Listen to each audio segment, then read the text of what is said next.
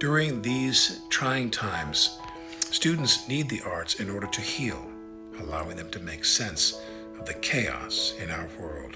We are literally living through the pages of our next history book.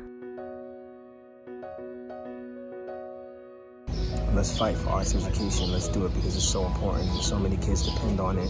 So many kids are going through things at home and they rely on that to be their safe haven, to express themselves and to find freedom from their reality.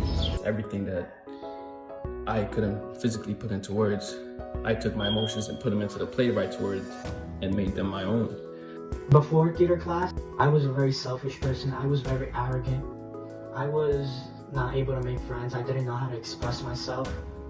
Thanks to theater class, I'm not shy anymore. I've learned that I have a voice.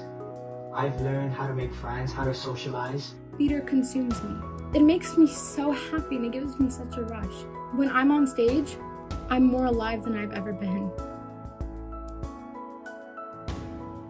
The Arthur Miller Foundation supports theater teachers, helping them build sustainable theater programs for their students. Theater education promotes literacy, social emotional wellness, team building, and empathy. Children who otherwise might have no access to theater experience theater and are given the tools to build it themselves.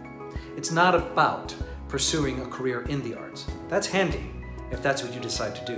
But what's learned in those programs carries a student into their career.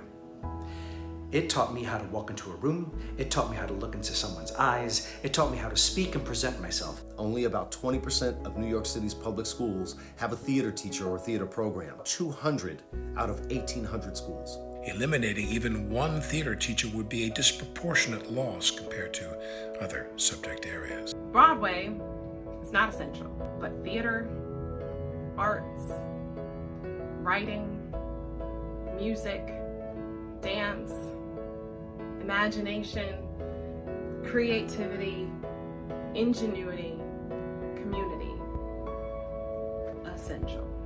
Our students have now lived through a pandemic, and our students are also dealing with racism. My theater classroom is a place where students come together to discuss these issues. Students come together to make art about these issues.